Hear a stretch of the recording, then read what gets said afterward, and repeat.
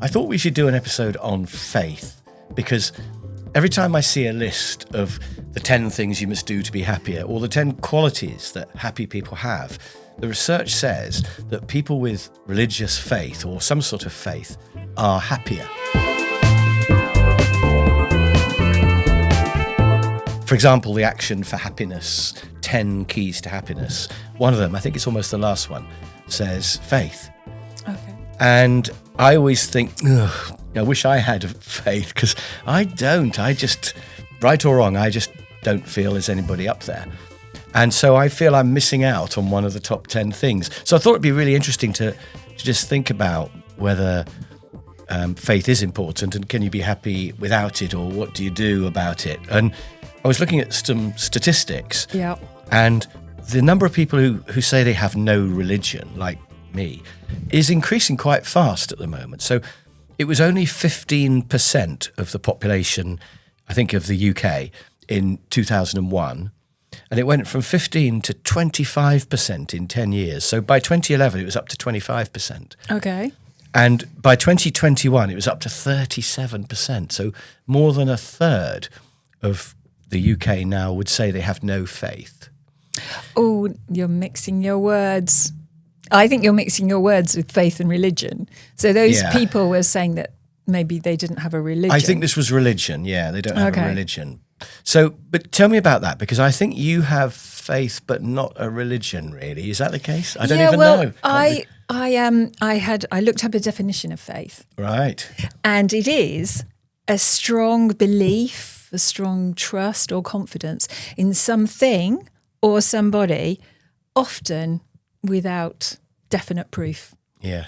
And so you can have faith in a person, you can have faith in something spiritual, faith in yourself. Well, I think I've got that. Well, that was what I was going to say. Maybe. I think you really have definitely got faith in yourself that you can volunteer for anything and get through it, or do it, or find a way. Yeah, when something goes wrong, I do tend to have a belief that I can find a way. I'll overcome whatever. Yeah. So I do have that little bit of faith, just in the ability to get things done somehow.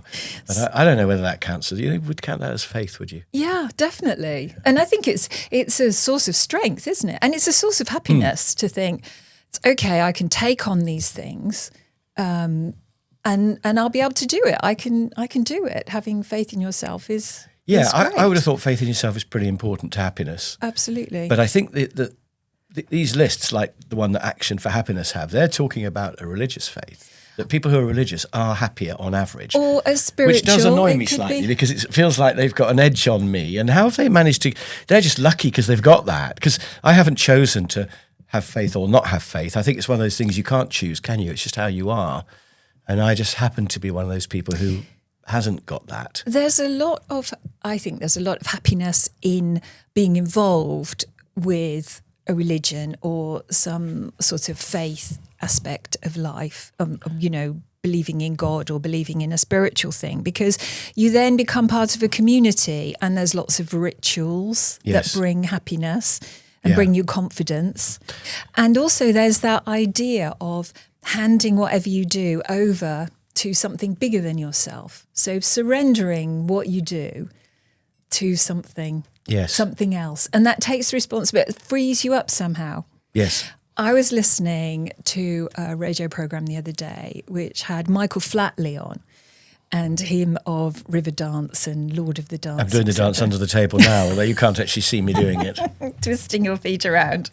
But he's a really amazing guy, but he has a really strong Catholic faith. Right. And he's had a really tough career. He's been massively famous, but also been right down in the doldrums. And he was saying how by handing that over to God and resting on his faith and his religion, it kind of freed him to think, there was a plan for me.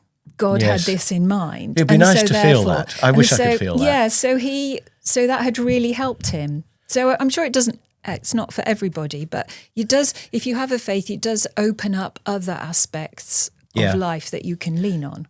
Well, I was quite surprised when I first saw that religious people are slightly happier, because I was thinking to be watched all the time by a God and judged and have, Catholic guilt and all those things you have to confess. And I'm in a way surprised that does make people feel happier. And maybe that's a downside. But obviously you do have that feeling that there is a plan for you and that God will look after you in the end, and that when you die, well, unless you go to hell, I suppose, when you die, you'll go to a better place. And all those things would be very comforting to have. Whereas someone like me, I'm on my own in the world. I've got you, but I'm sort of on my own in the world. You have faith in me. Yes, but I'm facing the world alone, really, and having to stand on my own feet. I'm not hoping for any help from up above or anything. But so that's a bit more scary. But you were saying that community is really important, and I agree. I think it would be really nice to be part of a community of like-minded people. Yeah.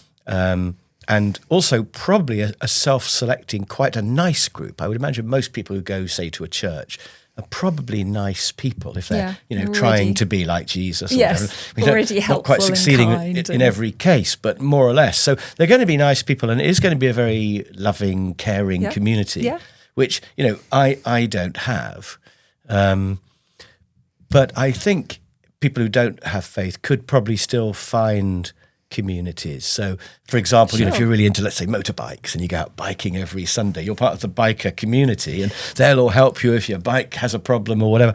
And so I think there are lots of other communities where you could probably still get a lot of that feeling.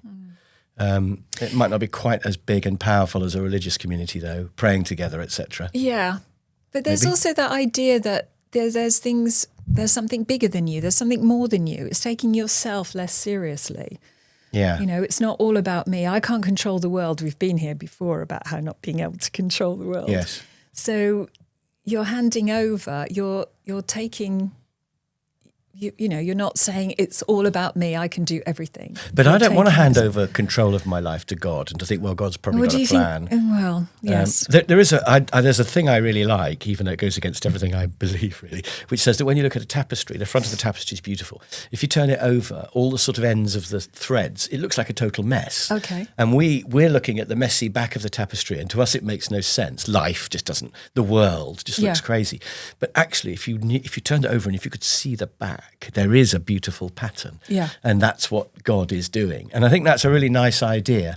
I'm not sure if I believe in it. I kind of think it's all a bit random and we can choose our own path. And I kind of think it's more psychologically healthy to believe that you have control over your life rather than thinking, well, it's a plan that God's for me and God's God and he moves in a mysterious way, so I don't even know what the plan is. I'd rather feel that I've got control, and I think I get happiness from feeling of control. Yeah. but I don't know. But also I think there's this thing about living for the now. And I think, some religious people live for the future. So they're going to go to heaven, so they do things now, but they're always planning ahead for the afterlife. And I think you want to get as much happiness from life right now. So I'm not sure if it's healthy to put your hopes in another life, which may or may not come. So I think another advantage of not having faith is to live for now. I think you're getting your words all mixed up again, I'm afraid. Explain that? Well, because the faith is several things. So you could have faith that the medicine that you're taking is going to make you better. You can have faith that you're going to recover from things, faith that you're going to pass the exam. I've got a story about... I'm with you on that. And you can have faith in somebody. Or faith in experts. I mean, during COVID, lots of people were going, the experts don't know anything about it. It's all a con. Yeah. And I think you've absolutely got to have faith in science and people who are experts on a subject. And a lot of that's gone with social media and conspiracy theories nibbling away. And I think that does a lot of harm and makes people unhappy in the end as well. If there's nobody to trust, if you can't trust in the authorities or government or anything anymore, then what have you got left? No, that's I'm with right. you on that. And faith in the judiciary and just the government, faith in the government, that they're going to do what you've voted for them to do. The trouble is, the more we know about them, the more holes we see. So therefore, you push it up to the further one, up to the spiritual, the whatever. I think, no, off to you. Well, I was going to say it's quite difficult. It's difficult to have faith in a person because they so often let you down. I'm going to tell you a rather sad little story about me. Oh, really? Oh, something I don't actually, know. Oh. It's about Miles and me. Right. Because a long time ago, Miles didn't used to like fish. This is our son, Miles. Yes. And we went away on a holiday, and we stayed in a place. He still doesn't like fish, by the way, just so you know. But we stayed in a place in the Amazon jungle, and there was very limited amount of things that you could eat at the hotel. And we had fish for supper, and that was all there was. There was fish. And I was really worried that Miles wouldn't eat anything. So I told Miles it was chicken. I said, don't worry, Miles, it's chicken. You just eat it. It's fine. So And he did. He did. He was eating it. And of course, the other children around him were going, this fish is great. And Miles was going, no, it's chicken. And they were going, no, it's not, Miles, it's fish. And then he said, no, it's definitely chicken because my mum told me it's chicken. And so I had to fess up that actually I'd lied to him. But he had complete faith because I'd said it. Yes. That's what it was. Yeah, I remember we told him that fish fingers were chicken nuggets and he ate them. Yeah. But I'd forgotten about the Amazon jungle. That's really funny. But I just was, when I was thinking about this and thinking about faith in a person, that little story came to mind. So people can let you down. Yes. And you've never let him down since, though, so it's okay. I hope not. But anyway, yeah, that's it all destroyed. So I think you've probably got to have faith in something, and maybe the last resort is just to have faith in yourself and nothing else in the world except yourself. But that's a pretty desperate situation to be when your last citadel is yourself. But you're such a small thing in the enormous great universe that it's not. Well, it's not all about you. And so you have to just think that tapestry behind there is working in some way. But do you have faith in justice? Do you think that good people who work hard in the end get the rewards that they should get, for example? I mean, do you think there is a natural justice in the world? Yeah, I'd like to think so. I mean, the bad guys in the movies are always really unhappy, aren't they? Yeah, but in real life, I think they drive around in Lamborghinis and have a great time. Yeah, I mean, I don't know. I'm not sure if there is justice in the world, actually. No, maybe not. I would love to think there was, and it would make me happier to believe that there was. I'm not sure if I have much faith in a natural order of justice. But I think the other thing about religious faith that I wanted to say is that there's a moral framework that comes with it, like the 10 Commandments or whatever. Yeah, you know where you are. Yeah, and I think that's great. And it gives you an opportunity to be kind. You're saying you go along and join the congregation and people are lovely and friendly and kind, but also you can be kind and helpful and see people and give money and lifts and realise that there's more to life than just your own little problems. But if a person was listening to this and wanted to increase their happiness, one option, they could just go away and become religious. Yeah. But that's really difficult to do and not going to happen probably. But another thing, they could do some of the things that religious people do. So they could, for example, live by a moral framework. And I think a lot of non-religious people absolutely do. So I love that Ricky Gervais quote where somebody says to him, but you're not religious. So, without God watching you, you could just go and murder people or something. And Ricky Gervais says, he said, I do murder as many people as I want. And there's this complete, and he goes, which is zero, because I don't want to murder anybody. No. And I thought that was really clever. But I think brought up in the society that we're in, which is sort of religion-based, whether or not we are personally religious, we've got things like it's a bad idea to murder people, it's a bad idea to steal and to lie and all those things. And that's kind of built in. And I think non-religious people absolutely can and mostly do live by those principles. Yeah.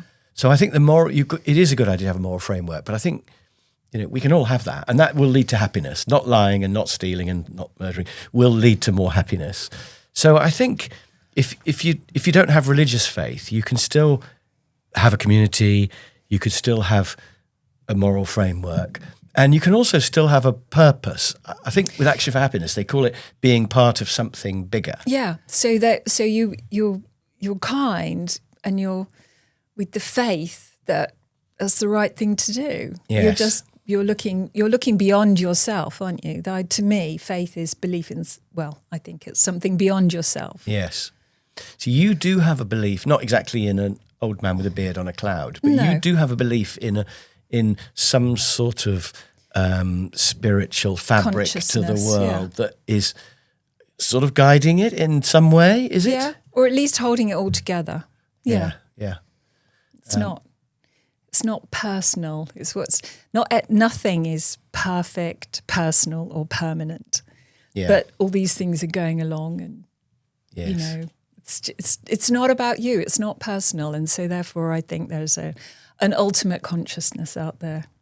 Yeah, I do. That is my faith. And I think I think you believe in it having a weak rather than a strong. I don't mean that's bad in any way, by the way. A weak rather than a strong guiding force. So it's not strong in terms of it's got a plan and you're following its plan. You've got quite a lot of free will, etc. Yeah. But there's a sort of gentle helping you go in the right direction and do the right thing sort of force for good out there. Yeah. A happiness. Yeah. A contentment that I wish all I is believed right in the that. world. It would be great, wouldn't it? And it might, and of course you could quite easily be right. I don't know at all. But just going back to where I was thinking that to be part of something bigger, I think even people who don't have any religious faith can still do that. They can still work on big projects, try to make the world better.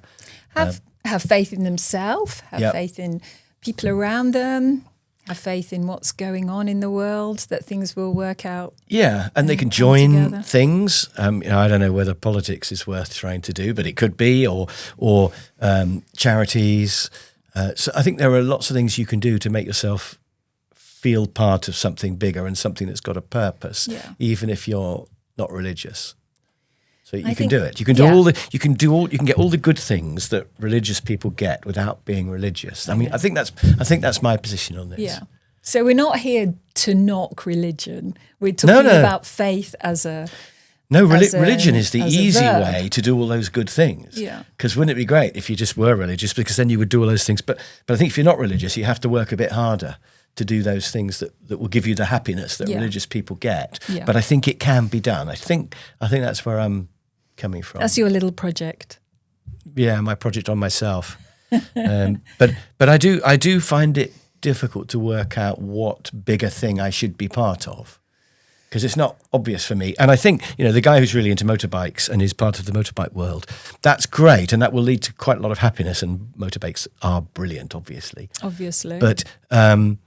But that's probably not a big enough thing. It has to be something to do with improving the world. I don't know if you can improve the world through motorbikes. So I think really to get the happiness from this part of it, because it's only one of about 10 things, along with family and exercise and all the other things. But to get the spiritual part of happiness, you've probably got to find something big to be part of, and that's something I'm pondering and don't have the answer.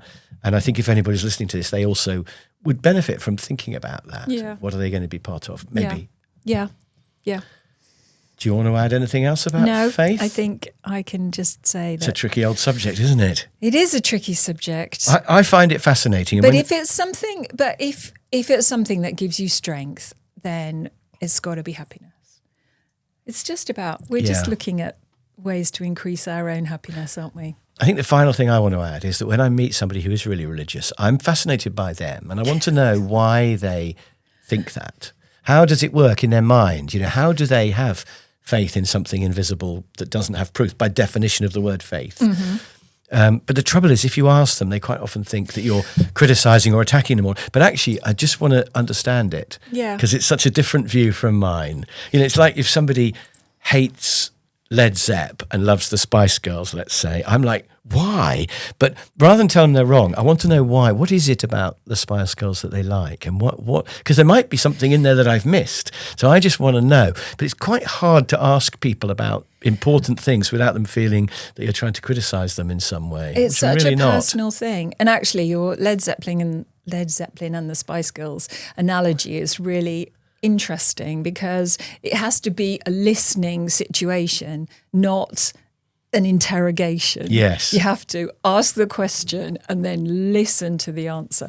Yeah. And so often it's really hard to describe it or say why. Well, quite often you get an answer that doesn't make any sense because they can't put it into words. Yeah, exactly. It makes sense to So them. you're saying, well, can you say it to me in a different way? Because I still can't understand it. Yes. So, but it's fascinating, and it is one of the most important things because it does affect your happiness hugely. And we continue to examine Just faith. keep having faith in yourself. That's the thing to do. But I'm kind of glad it's gone up to 37% because I don't feel like some weird minority anymore. There's quite a few of us who are missing out on this particular route to happiness, but we can still get it. We can. Right. Should we have a look in the pot of positivity and see what the quote is? Are we not going to do our happyish? Or should we do, okay, let's do happy-ish now.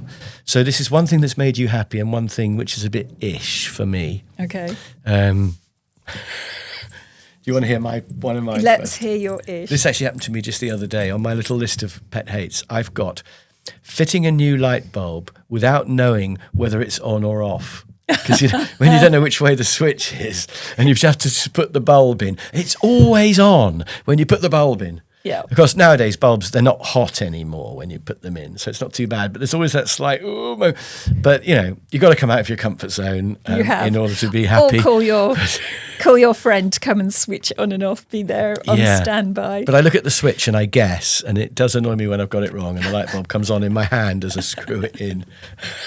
How many Chris's does it take to change a light bulb? Obviously more than one. Yeah, one to do it and about 100 to ponder whether they did it correctly.